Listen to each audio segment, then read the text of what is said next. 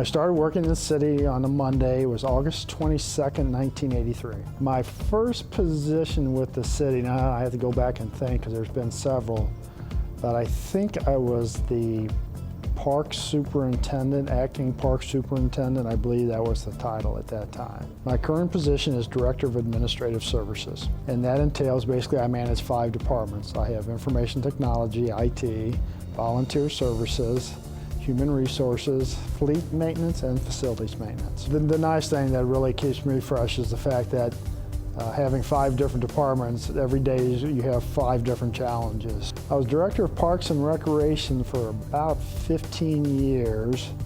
After I did that, I was able to be the assistant to the city administrator for a number of years. And while I was in that position, I had special projects. So I was able to see the stadium be constructed. I was able to see the Veterans Memorial Walk be constructed.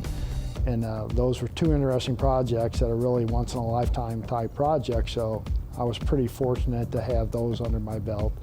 John's long-term O'Fallon affiliation goes beyond merely his employment.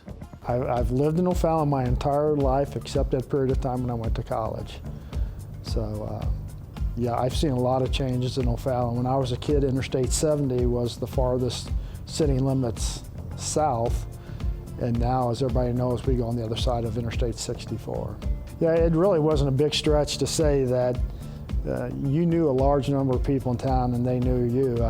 You couldn't go out somewhere either to have lunch or breakfast or go to the grocery store and somebody would ask you, what's going on with this project, or why were the cops over there the other day? It was just a lot smaller back then, and you would go out to eat, you would know 95% of the people in the restaurant. It's little wonder John has an interest in O'Fallon's history. My grandmother, she was the granddaughter of Nicholas Crakel, who was considered the founder of O'Fallon. So she had photographs and some furniture that belonged to him, and she, of course, along with that, she had actual stories that she handed down.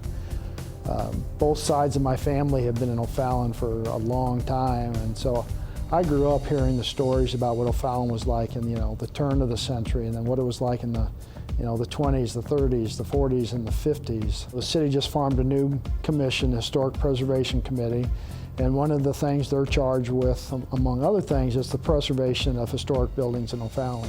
And we really don't have a lot of the older, more historic buildings that were here when I was a kid. However, in the core part of O'Fallon, the part that was founded in 1856, there are still a lot of the structures that were original there that are over 100 years old. And there's attempts being made by that commission and by others to restore some of those houses, those buildings, or at least make sure that they don't go away. And people point to McGurk's as an example of success of an old mercantile that was built back in the 1870s, and now it's a successful restaurant bar that you hardly can get into on a Friday or Saturday night. I have to say I've always been fortunate when I worked with the city. It sounds corny, but I've always been able to work around a lot of good people. And a lot of them over the years, there's many of them that aren't around anymore, but there are still some that have been around almost as long or longer than I've been here. And when you work with good people, it always makes the job a lot easier.